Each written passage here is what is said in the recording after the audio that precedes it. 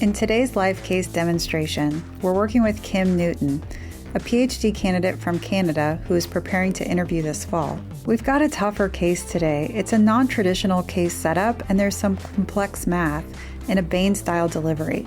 Don't just listen along. I encourage you to work through the prompts in real time, challenging yourself with how you'd approach this problem. All right, Kim, and let me just tell you a little bit about our clients today. Our client is in the mining industry. They've just purchased a mountain. They've purchased the property rights to a mountain, and this mountain has really high concentrations of a valuable metal ore. Now, this mountain is made up of an unusually hard type of rock, and none of the commercially available drills are able to penetrate the mountain's surface. But our client's engineers have built a prototype of a drill that could be used to extract the metal from the mountain. The client's really not sure about whether or not to manufacture the drill in-house and has doubts regarding the profitability of mining at the mountain at all. So how might we help the client think through this issue?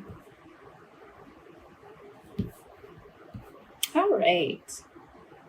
Great. So let me just reiterate what I heard, just to make sure that I'm on the same page. So our company is a mining company who has purchased a mountain. Very interesting there. And they are looking to extract this type of valuable metal ore. However, the problem that they're facing is that it's a really, really hard rock, and currently no drills on the market actually can break this type of rock. So what they've done is they've developed a prototype of a drill that would allow them to drill through this rock and extract the metal ore. But they're not sure about whether or not they should manufacture it, and they are kind of unsure about the profit in mining this mountain altogether. So they would like our help in figuring out whether or not this mountain is profitable and they should go ahead with the drill. Does that sound about right? Mm-hmm. Great. All right. So just a few clarifying questions. So do we have any more information about the extraction process other than just the fact that we're drilling into a mountain? Do we have any more information about that? I think that, we would just consider this to be a standard mining operation. Obviously, they have to utilize these drills to be able to, break down the mountain into smaller pieces and then transport the valuable pieces of ore away from the mountain. And so it really just becomes about, do we have that right drilling technology to be able to then cart off the valuable pieces for process and sale. Okay. All right, great. And essentially they just, their business model is they just get a market set price for the valuable ore. Is that correct? Yes. And we would expect probably that the price of ore would fluctuate somewhat as would any other, kind of commodity. But we do know that the particular type of metal ore in this mountain is rather valuable and higher priced on the market. Okay, cool. All right. So, and then I guess my last question would just be, do we have any kind of time frame or profitability goals that we are looking to reach with this project here? Yeah, we don't know from the client of any necessary timing constraints. And of course, I think that they want to look at the overall balance of the profitability equation and whether or not it would be valuable to move forward in this direction. Okay. Okay, great. All right. So I think I have a good idea of what we're looking at here. Do you mind if I just take a moment to put together some thoughts? Okay, go ahead. Great. We'll be right back after this quick message. Are you looking for a consulting role in a fast-paced environment where you work side by side with senior leaders on engagements across industries and project types? Then Stacks Inc. might be the perfect firm for you. This boutique strategy consultancy is currently hiring for a number of roles in its strategy practice. With compensation on par with other top boutiques, Stacks is an attractive place to start or continue your consulting career. Find open positions, plus job descriptions and requirements at the link in the show notes. All right. I think I've come up with a bit of a framework with which we can address this question of whether or not the mountain is actually profitable and whether or not they should build the drill. So there are 4 areas that I want to look at. So I'd want to look at essentially the price. And then I'd want to look at the volume of the price of the ore, the volume of the ore. I'd want to look at the costs of the business. So both the variable costs of the business and the fixed costs of the business. So within the price category, I'd want to look at, just take a quick look at the market overall and the market price and how that fluctuates. Then I'd want to look at kind of our company's current share within that area or that ore. And I'd want to look at the demand for the ore. I'd want to also look at the customer, customer negotiation. So that's in with the demand. And I'd want to look at, see if there's any competitors in the space and whether or not the competitors are priced in the same way. So then I'd want to look at the volume that we actually, my second area would be the volume that we actually can extract. So what kind of models have we come up with? Like, are we able to estimate what kind of volume we would be able to extract? Are there different areas that are easier to extract, or some that maybe are hidden underneath more of that hard rock? So I'd want to look at that kind of thing. I'd also want to look at what good we are at actually selling it. So what are our market channels, or what are our distribution channels? What's our marketing? And look at just maybe how we do that in comparison to the competitor. And then I'd want to look at the variable costs. So essentially, I'd want to look at the kind of variable labor that we have to pay for. I'd want to look at our costs to actually distribute and sell the ore. I'd want to look at the investment that we would need in order to make this drill. And maybe also the investment that we would need in order to set up the facility at the mountain. And then, of course, I'd want to look at some of the fixed costs. So just our business operation expenses, any kind of rents or utilities that we're using on a regular basis, any kind of labor that's a fixed cost, so maybe management salaries, etc. And I'd want to look at the maybe machinery that we already possess that has some sort of maintenance cost, anything like that. So those are the different areas that I would investigate in order to come up with an idea of whether or not this market was profitable, or this mountain, was profitable enough in order to extract the ore, and whether or not we should go ahead with building this new drill. So essentially, my hypothesis here is that if this drill is efficient, then we should definitely go ahead with extracting this ore from the mountain. Okay. So to that end, what would you like to look at? So I think what I would first like to look at is the price. So what is the price that we can actually get for the ore that we are extracting, and see how that plays out within the market for that ore. Mm-hmm. Mm-hmm.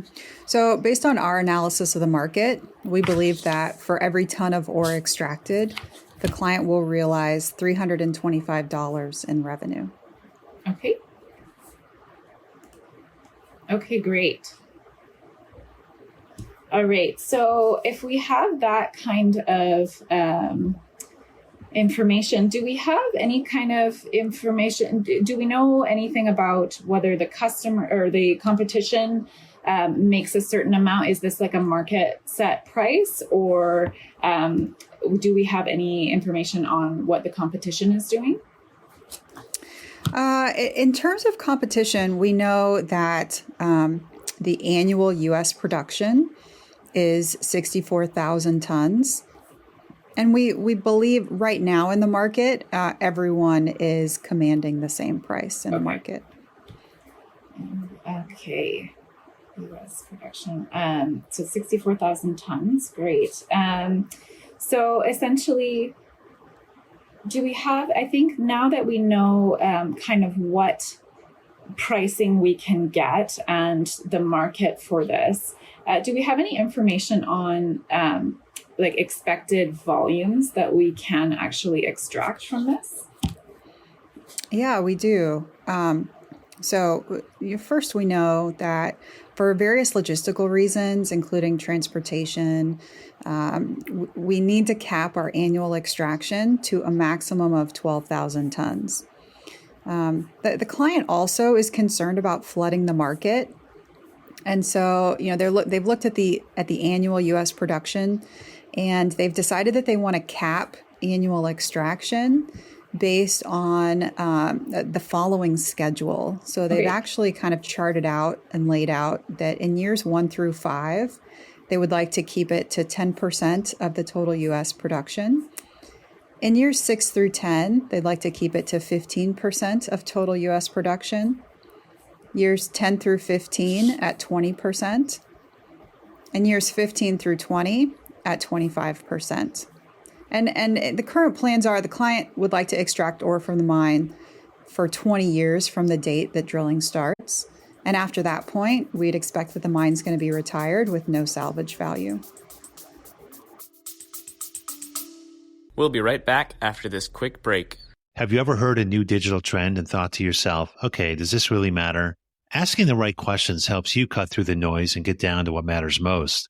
I'm Jim Hertzfeld, host of the What If, So What podcast, where we discover what's possible with digital and figure out how to make it real by asking what if, so what, and most importantly, now what?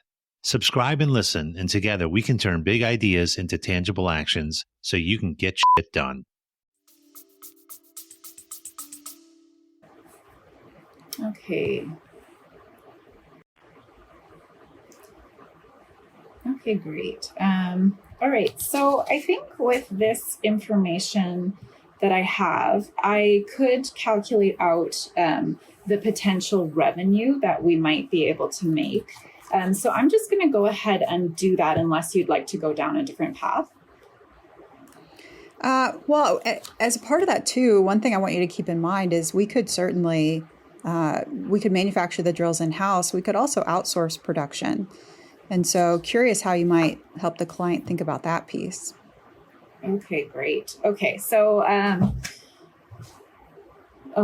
we could manufacture in-house, or we could outsource the manufacturing. Okay, so yeah, that's an interesting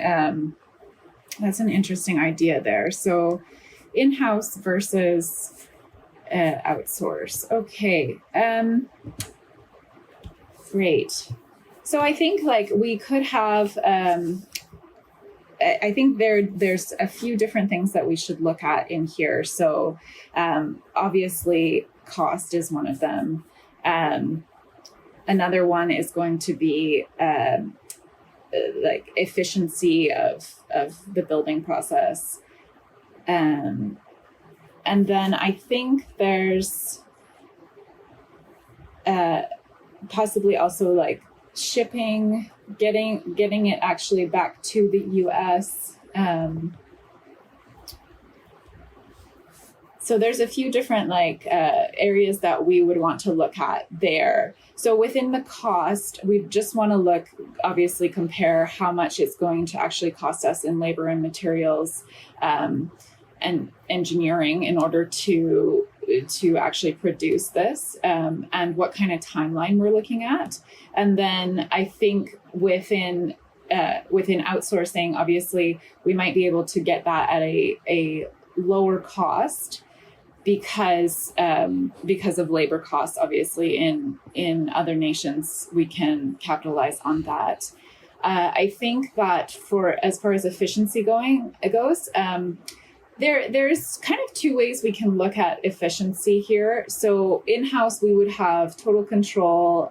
We would be able to make sure that it's up to all of our standards, and we wouldn't have to worry about any kind of shipping or logistics or importing fees or regulations or anything like that. So there is a bit of a pull toward making it in-house as far as like the efficiency of actually making the drill. So however, I would say outsourcing it, they might have a plant that's actually used to building drills and might only need to tweak something. So it would be really worth our while to investigate like what kind of plants or what kind of companies can actually build this, and if they have that expertise. So that would be a good thing to look at as far as outsourcing, because maybe it would take away a bit of the inefficiencies that we might encounter with outsourcing. And then I think like looking at more of the logistical part of it. So looking at how we're going to get that drill to the mountain. I think if we're building it in the US, it's going to be a little bit easier. We would just have to, ship it there with our trucks and get it to the mountain. Whereas importing it from somewhere else might have different repercussions on, say, it might end up costing us a lot more for some sort of government import fee. It might be stopped because of regulations or slowed down because of regulations. So it might have a little bit of an impact on the time that we start the actual drilling process.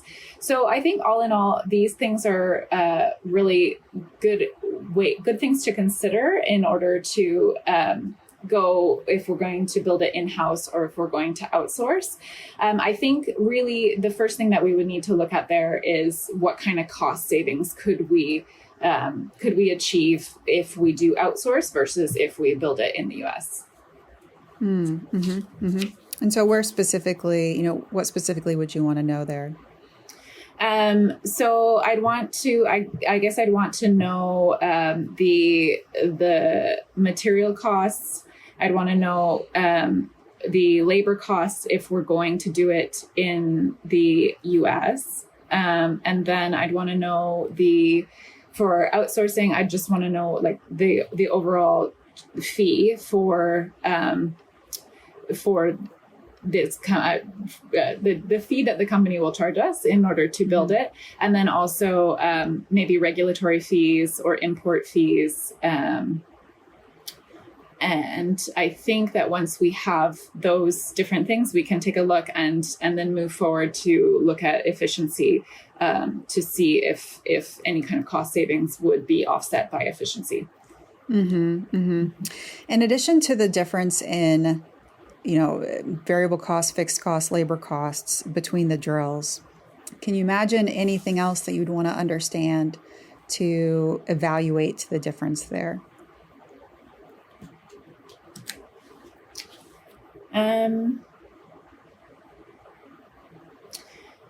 Anything I would want to understand to evaluate the difference other than cost?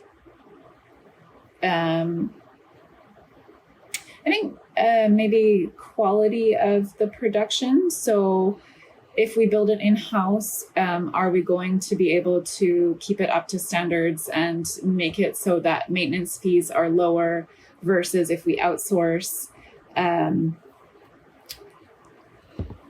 I think we could also, it might also be more benefit for us to have the expertise in-house. So if this is like a brand new drill, having people that have actually built it and worked on it, when it does break down, we might be able to we might be able to fix it faster because we won't have to search for some sort of have to search for expertise to come in and build it. We would have that expertise in-house. Yeah, I think that's pretty much what I would look at the moment, as far as this goes. Okay. Yeah. I think hitting on that quality bucket is really important. And so one thing that we have found by trying to start to chart this out is that if we manufacture the drills in-house, each drill is going to have a usable life of 4 years. Whereas if we outsource the drill production, the manufacturer estimates only a 2.5-year lifespan for the drills at the given rate of mining. And then we do have some of that cost data as well. So if we manufacture the drills in-house, there's going to be a $30 million US dollars fixed setup cost and a variable cost of $100,000 per drill. If we outsource drill production, then each drill is going to cost us $250,000, but there won't be any setup cost. Now, the mine in general, regardless of the drill used, we expect the labor costs to be the same. The overall cost of operating the mine is going to be $1 million per year. And so, given all of this, the client's really interested in our perspective on which option is more profitable and whether or not they should move forward. All right, great. Okay, so we have that lifespan of 4 years if we do it in-house and a lifespan of 2.5 if we outsource.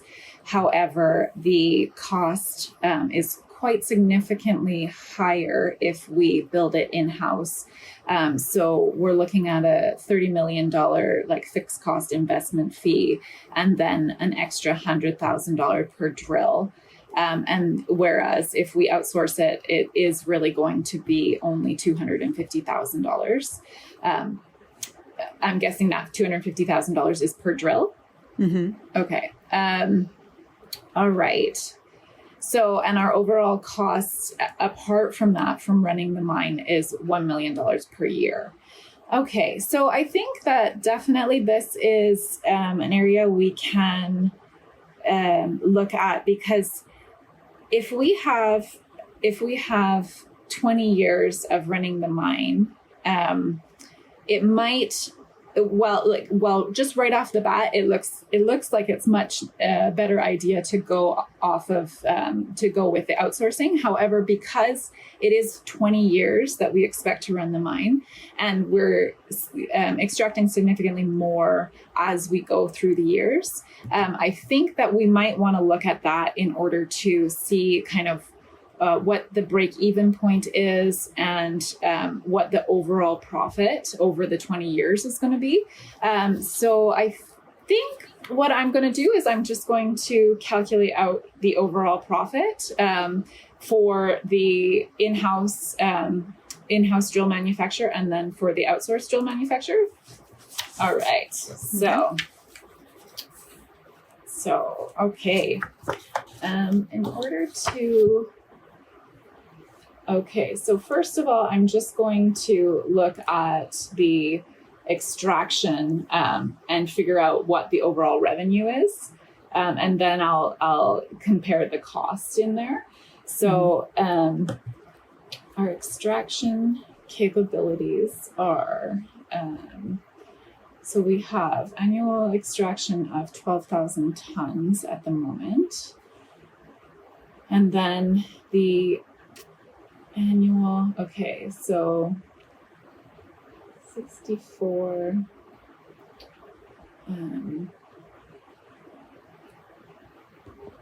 all right, so we are going to do, so the first through fifth year, so the first segment, we've got the second segment, and then we've got a third segment and a fourth. So we're going to have 10% of the U.S. annual production, and we've got 64,000 tons. So I just would like to clarify something here. So we are going to cap our annual cap at 12,000 tons. However, is that just for the first year, and then the cap extraction, the 10% of the 64,000 tons starts in the second year, or where do those numbers compare? Mm-hmm. So we are logistically constrained. We're never going to go above 12,000 tons per year of extraction. However, separately, the client would like to cap the extraction based on the schedule shared compared to the aggregate total U.S. production. Okay. So the 12,000 tons it's a like regulatory cap. Yeah, based on our constraints for transportation and other logistical challenges, we're not going to be able to extract more than 12,000 tons a year. Okay, great. So that's but the number that we are really wanting to get to is the 10% of the U.S. market. Okay, so 10% of the U.S. market for the first 5 years is going to be 6,400 tons. How might you think about that when you go ahead and include our production into that total aggregate U.S. number?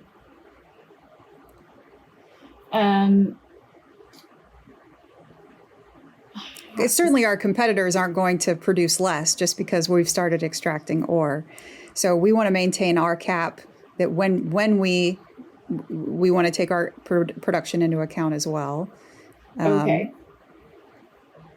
All right. So I'm just wondering then here.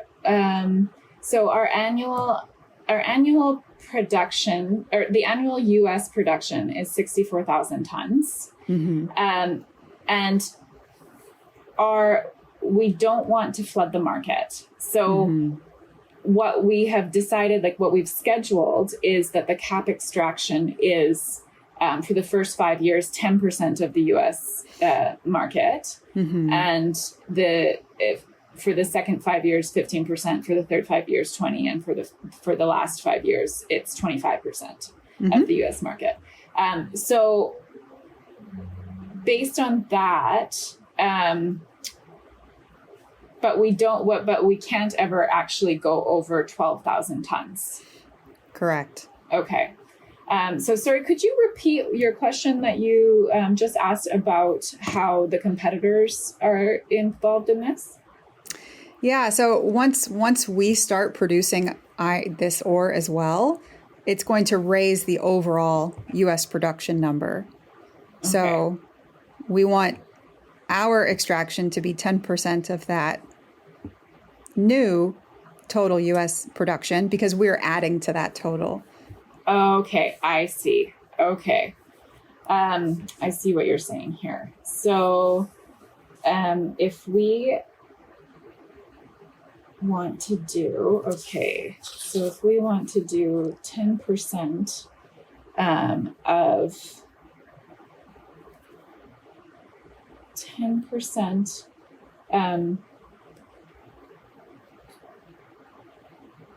so we want to do 10% plus 64,000 is going to equal a new number, a new total market.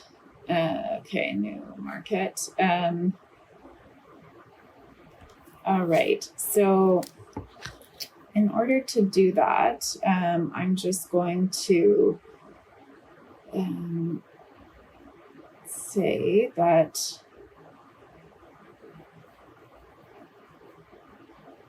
x minus 0.1 is equal to 64,000.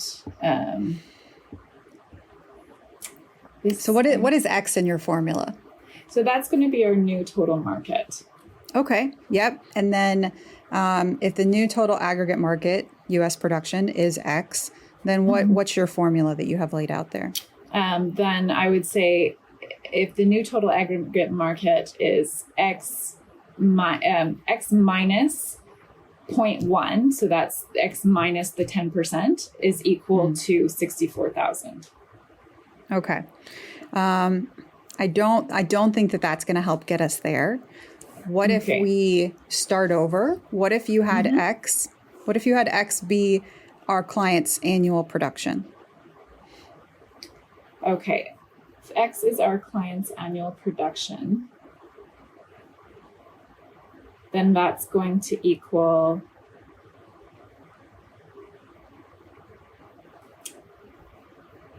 so if X is our annual if our client's annual production plus the 64,000 is going to equal a new total.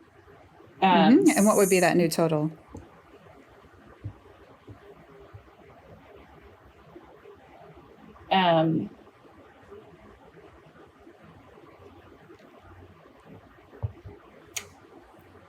Well, the new total would be 64,000 plus 10% of 64,000.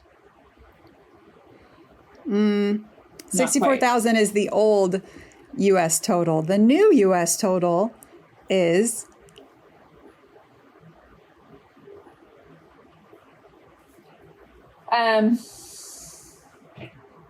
I'm just going to take a step back here and ask a couple of questions. So the 64,000, I'm with the 12,000 tons. We're not meaning the 12,000 tons as the increase of the market, are we? Because that's just a logistical cap that we're never going to go above. Great. Okay, because that's what I was thinking. So if we do 64,000 tons.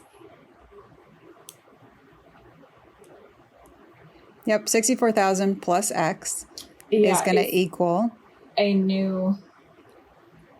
And what is X by definition? We've decided that the client has decided that they're never going to extract, or that they don't want to flood the market, and so they only want to produce. They only want to produce 10% of the U.S. market. Yeah. So the new U.S. market total in this formula would be 10X.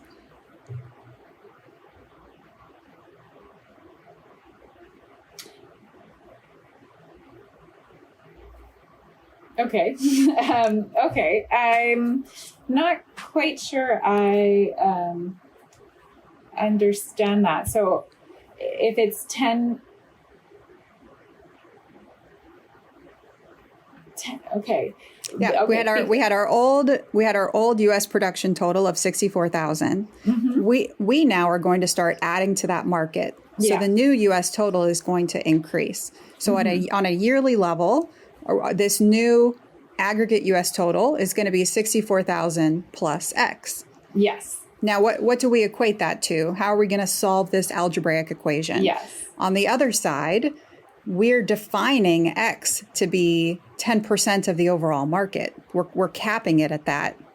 So to balance out our equation, on the right-hand side of the equation, we could put 10X, and that will help us solve for how much we can extract annually for in years 1 through 5 to make sure that our production is 1/10 of the new total aggregate U.S. production.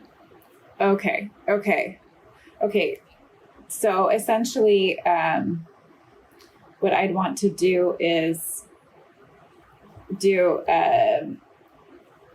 X plus 64,000 is equal to 10X. So if I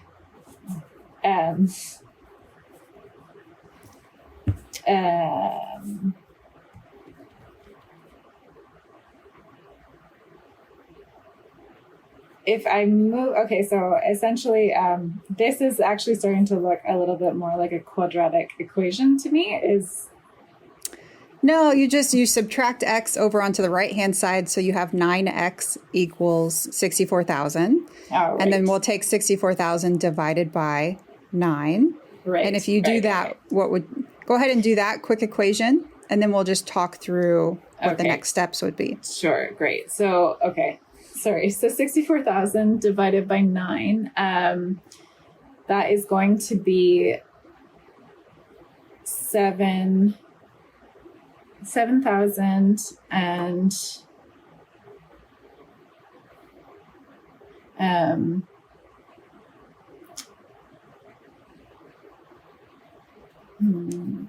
it's going to be approximately 7,000 because 63, 9 goes into 63 7 times. And so it's going to be a little bit more than $7,000. Tons per year. Yeah. Oh, sorry. So tons per year. Yeah. So if you multiplied that out, that would end up being 7,111 tons per year. We can imagine a similar kind of algebraic approach to years 6 through 10, 11 through 15, and 16 through 20. We're not going to be able to get the chance to go through and look at the full profitability equation. But Kim, based on what you know right now, what would you recommend to the client? We'll be right back after this quick break. Feeling stuck in your prep process? Join Black Belt. Black Belt gives you expert help. You get 8 one-hour, one-to-one coaching sessions with an MBB coach. You get access to unlimited digital materials and homework that we will assign you in between sessions to help you quickly accelerate your progress. If you need to be interview ready quickly, join Black Belt today. Click the link in the show notes to learn more. So based on what I know right now, so we've got 7,000 tons, 7,000 tons per year times 325. So that's going to be approximately 21 or 2.1 million per year. At least for the first 5 years. And then our drill cost. So I think just basically based on that, I think it's probably better to outsource our drill manufacturing because we are going to hit so basically every 5 years we're going to have to spend 500,000. So that's essentially going to be 2 million in cost for the drills over the span of the mine. So that is going to be a lot less. 2 million is going to be a lot less than the 30 million that we are going to input into building our own drill. So based on that, I'm thinking that the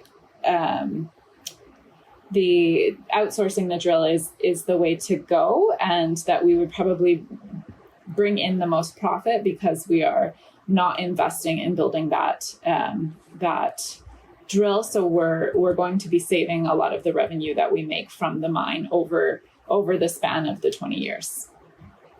Okay. All right. Thank you, Kim. All right. We end it there. How do you feel? I obviously went really slow.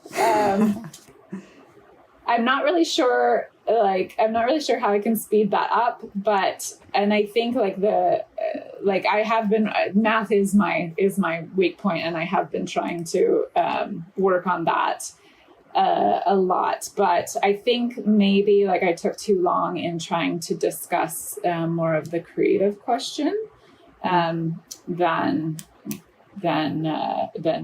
actually getting into the math. But obviously it didn't go that well because you had to stop me. Yeah. You're right. We did not get through the case. Now, with that being said, you at this point had all the information to be able to do the calculations and to be able to walk through that. For everybody that's following along, if you we're doing the same thing, or if you kind of go back and want to do this math later, what we come to is the total revenue from mining activities is going to be $68.9 million per year. And then we can compare that against the two different costs for manufacturing the drills in-house versus outsourcing. And manufacturing the drills in-house comes to $60.6 million a year. Outsourcing comes to $73 million. And so it turns out when we do all the math that in-house manufacturing makes sense, yet then we can also step back and say, well, gosh, but the profit margin really isn't very large. We have to assess whether or not profitability of $8 million, over 30 years, if that's going to be something that is, that this is total revenue and total cost. Those weren't yearly numbers. So if a total profit of $8 million over 30 years is actually a type of business that is meaningful to us. Granted, they've already bought the mountain, and so they already have the rights there, but there are probable other challenges, hurdles, costs that could come about as a part of this overall equation. So $8 million over 30 years, maybe not that attractive. So you can go ahead and go back and do the math and see, try and come to those answers, come to those numbers. A Bain-style case, right? A couple things that we want to keep in mind. Practicality and applicability is paramount. So I'm really looking at and thinking through that lens when you first go through your initial structure. I'm thinking, okay, you set out for me 3 categories: price, volume, and cost. Do I think that that's a practical and applicable solution to have a team of 3 analysts or associates with each person owning that work stream? As you went through it, not quite. There were some holes and gaps there. There was a little bit of overlap, I felt. And when you talked through it, I felt like once you talked through all the content, that you had actually talked through the buckets of market, revenue, cost, and sales and distribution, perhaps. I mean, there could be a different way we could categorize that as well. But that would probably have been a bit of a more MECE approach and would have had more applicability, practicality to the real world. Then when, no Bain interviewer is going to sit there and time you individually on each separate mechanic and, piece of the case, but they are going to step back and they're going to say, how well did you manage your time overall? How well did you manage through the conversation and through the process? And so to be able to analyze that more fully, we can look at the individual pieces. You did keep your recap was a full minute.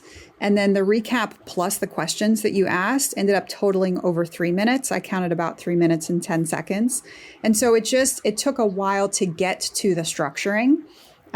You took only slightly over 2 minutes, 2 minutes, 12 seconds for the structure, but then 3 minutes and 45 seconds roughly to talk through the structure. So again, a kind of Bain style and approach, we're going to take a step back and kind of look holistically about how the whole thing felt. And so I do think that it felt slow and that you lost time, but it wasn't necessarily due just to the creative question. It was not drilling to the insights, recommendations fast enough in each of the individual pieces. Then you started to get the revenue information and you wanted to dive into some math. I hadn't given you quite all the information and I pulled you back out towards a creative question. You started talking through cost. That was quite a long answer. I did feel like there was a lack of structure there in the way that you were talking through the different things. And then as you walked through your cost bucket, and then it was a lot about production of the drill. You ended up talking about shipping and import costs as well. It seemed like you ended up having a second bucket around production. And then we got to that quality aspect right after a prompt, which was a good segue to be able to share the rest of the information and data with you. Now, with all that being said, I did think that you had really good poise and enthusiasm. I mean, that's something that's looked for, at Bain, they're going to have to teach you the ins and outs about the industry and the specificity of the job, but I need to want to work with you. I need to believe that you're going to be a positive influence and energy on the team and to the client. And so I thought even when you went through a challenging case with tough math and didn't get there fully, that you stayed really pretty composed in all of that. And I think that you did really well. That, gonna have to continue to sharpen and shape up the math piece there. It was another layer and level of complexity to bring in, some algebra into the process, but definitely something within the realm of what would be expected for you to process and compute through. If you had gone through it, you then would be able to see in segment 3 and 4, as you defined them, it would have been above the cap of 12,000. And so we would have been able to go ahead and say, okay, the number for segment 3 is just going to be 12,000. The number for segment 4 is just going to be 12,000, which would help us speed up the overall process there a little bit towards the end, to be able to identify that and not have to go through the full detailed calculation of the algebra. We were in a situation where our time had run out. We weren't going to be able to get through the full case. I prompted you for a recommendation. If that happens to you, then you want to lean really hard into next steps. Well, these are the things that I would want to think about next. Here's where I would want to calculate next, because that's going to give us the answer. The reality is that without doing the calculations, you weren't speaking from an informed place to be able to be concrete about, yes, I think outsourcing is the solution. And frankly, once we did the math, it turned out that in-house manufacturing was truly the solution. Yet you can lean into, well, to make this decision, we're going to have to finish the profitability calculation. I'm going to want to calculate A, B, and C. That's really what's going to help us identify which one of these solutions is going to make sense. And that's what the client will need to do as next steps moving forward to be able to find a solution and get to that recommendation. Don't feel like you've got to pull it out of thin air at the end if you don't get it back together. Like, try and still on a strong footing, mm-hmm. to be able to be structured about how you would move forward, what the next steps would be, what would have to come through forward with it. So with that, Kim, thank you again for practicing with us today. So Kim didn't get to the end of the case in the time allotted, and we had to fast forward to the end. Better time management overall and quicker conclusions within the math section would have helped this. And while the math included some algebra, these types of calculations are still fair game in an MBB interview. If you refer to the full case write-up, 2 things might jump out. First, I didn't disclose the full information to Kim all at once. I still wanted her to identify gaps and missing data and ask for that information. Secondly, I didn't follow the exact order the case was written, allowing Kim to drive the conversation somewhat. These elements of a live case can't be practiced by yourself. Live casing with a partner is very important in your overall interview preparation, and practicing with a prior interviewer allows the simulation to be most realistic. Here at Management Consulted, we have a variety of coaches who are all current or previous consultants and interviewers with McKinsey, Bain, or BCG. Check out our link in the show notes to learn more, and check out all of our offerings at managementconsulted.com. And don't forget to subscribe to make sure you're getting all of our latest content. See you next time.